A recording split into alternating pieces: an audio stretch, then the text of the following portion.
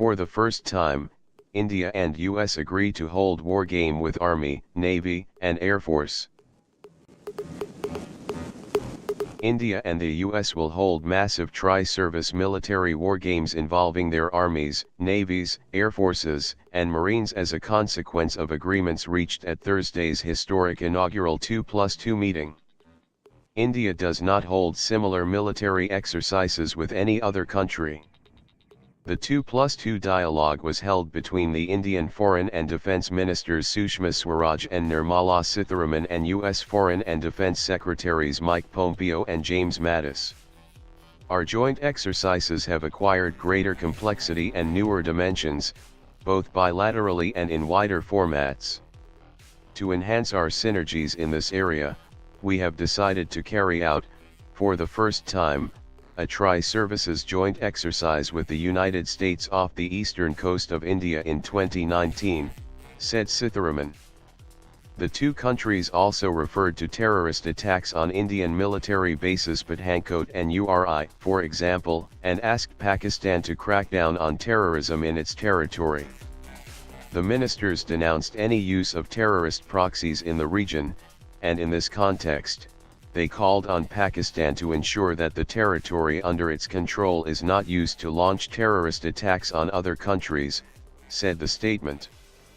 On the eve of the 10-year anniversary of the 26/11 Mumbai attack, they called on Pakistan to bring to justice expeditiously the perpetrators of the Mumbai, Pathankot, URI, and other cross-border terrorist attacks, it said. Growing military ties. The decision for the tri-service wargames was reached along with the signing of the Communications Compatibility and Secrecy Agreement this morning.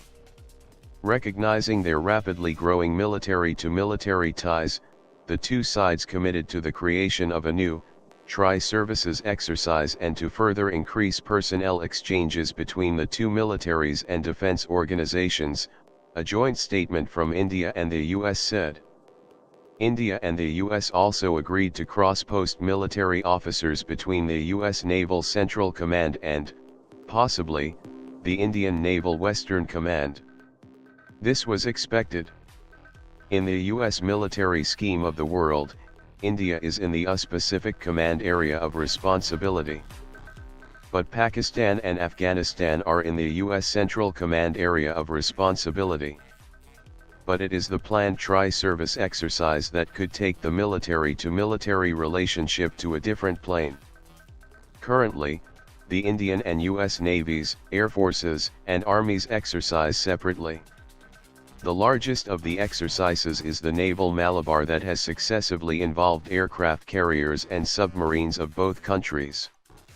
The ministers reviewed the recent growth of bilateral engagements in support of maritime security and maritime domain awareness, and committed to expand cooperation. Toward that end, the ministers committed to start exchanges between the U.S. Naval Forces Central Command and the Indian Navy, underscoring the importance of deepening their maritime cooperation in the Western Indian Ocean, said the joint statement. The statement effectively says that New Delhi has cleared impediments to the transfer of military high technology to India. For the US, this increases the possibility of military sales. For example, two US fighter aircraft, the F-16 Super Viper, Fighting Falcon, made by Lockheed Martin, and the F/A-18 Super Hornet made by Boeing are contending with four others for an Indian Air Force order for 114 fighter jets.